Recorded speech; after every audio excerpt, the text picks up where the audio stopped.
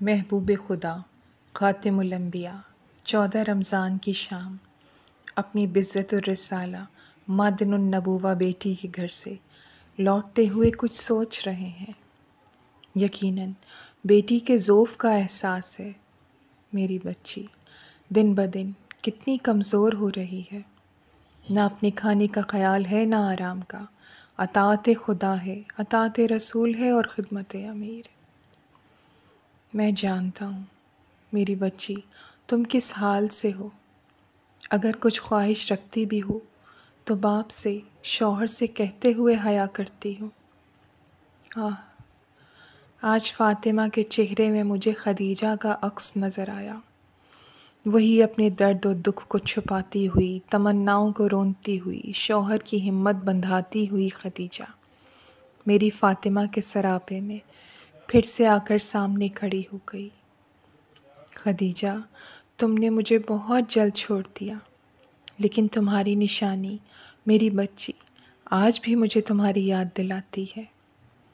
اے میری شریک سفر خدیجہ، آج فاطمہ کو تمہاری ضرورت تھی، لیکن تم رب کے حضور ہو، اپنی بچی کے لیے سفارش کرنا۔ میرے رب رحیم، میرے رب کریم، میری بچی کے حال پر رحم کرنا۔ میری بیٹی تیری کنیز خاص ہے، اس کے لیے ان مراحل کو آسان فرمانا۔ امیر کائنات جنہیں کبھی سورج نے آنکھیں موندے اپنے بستر پر نہ پایا تھا، آج بھی طلوع خورشید سے قبل پروردگار سے مناجات کر رہے ہیں۔ دل میں خواہش ہے کہ دن بھر مزدوری کروں اور واپسی پر لوٹتے ہوئے سیدہ کے لیے ہر ممکن غذا کا بندوبست کروں۔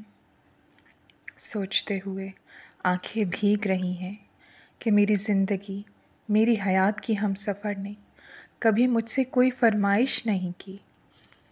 ان کی اس خاموشی اور صبر و رضا سے میرے دل کا بوجھ بڑھا جاتا ہے۔ یہ توکل و قناعت، یہ فقر و فاقہ جس پر خدا اپنے ملائکہ کے سامنے فخر و مباحات کرتا ہے، میرے لیے بھی آزمائش ہے۔ پروردگارا تو میری زہرا کے لیے ان مراحل کو آسان فرما۔ دن اپنی کمانیں کھینچتا ہوا چلا آتا ہے، نصف دن ڈھل چکا۔ ادھر سیدہ کونین فاطمہ زہرا سیدۃ النساء العالمین مصلی عبادت پر ہیں، نماز ظہر کی ادائیگی ہے۔ ہر ذوف، ہر دقت کے باوجود گھر کے کاموں میں فرق آیا، نہ ہی عبادت خالق میں خلل۔ یہ کیا؟ آسمان سے نور کا تانتا بندھا، حوران جنت کی پالکی خانہ سیدہ میں اتری۔ نور کی دبیز چادر نے سیدہ کی جائے نماز کا احاطہ کیا، حوران جناں بھی کچھ دیکھنے سے قاصر ہیں۔ گویا یہ سیدہ کی نماز کی چٹائی اب عرش بری کا حصہ بن چکی۔ اچانک ادھر علی مرتضیٰ اپنے گھر میں قدم رکھتے ہیں تو ادھر محبوب کبریا سرکار دو عالم بیٹی کی زیارت کو داخل ہو رہے ہیں۔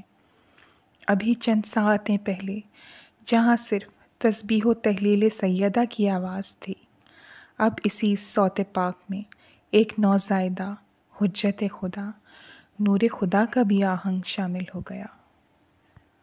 مبارک مبارک، سلامت سلامت، پنجتن پاک کا چوتھا تن ظاہر ہوا۔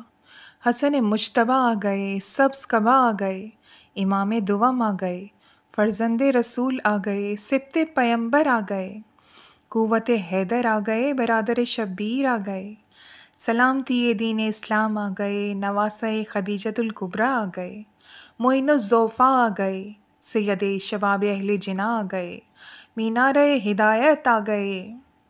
عرش کے ملک منادی دیے چلے جا رہے ہیں اور فرش پر اہل بیت کے نوکر خوشیوں سے سرشار ہیں۔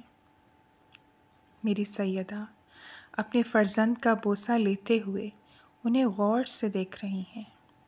حسن مجتبیٰ والدہ کی گود میں ہے، نانا اور بابا مشتاق ہیں کہ اپنے جگر کے ٹکڑے کو سینے سے لگا لیں۔ سید شباب اہل جناں حسن خیر و خوبی، حسن مجتبیٰ سبز قبا ماں باپ کے دل کی ٹھنڈک ہیں۔ سیدہ زہرا بابا کی گود میں اپنے فرزند کو تھماتی ہیں اور فرماتی ہیں، لیجئے بابا اپنے نواسے کو سنبھالیں، میں ذرا فریضہ عصر ادا کر لوں۔ ظہر اور عصر کے اس وقفے میں نور خدا کے ظہور نے ثابت کیا کہ آیا تطہیر کا پکار پکار کر کہنا کہ یہ اہل بیت ہر رجس سے پاک ہیں، ہر لحاظ سے تصدیق شدہ ہے۔ جناب رسول خدا اپنے پیارے کو دل سے لگاتے ہوئے فرماتے ہیں، اگر خیر و حسنات کو مجسم دیکھنا ہو تو روح حسن مجتبیٰ کی زیارت کر لو۔ میرے مولا علی کرم اللہ وجہ کی پیشانی کی چمک کل عالم کو خیرہ کر رہی ہے۔ بازوئے حیدر پہلا فرزند گود میں آیا ہے، فخر و انبساط ہے، خوشی چھپائے نہیں چھپتی، شرماتے بھی ہیں مسکراتے بھی ہیں اور پلکیں بھی نم ہیں۔ اور چہرے کی بھون تو ایسی ہے کہ نظریں جما کر دیکھنا مشکل ہے۔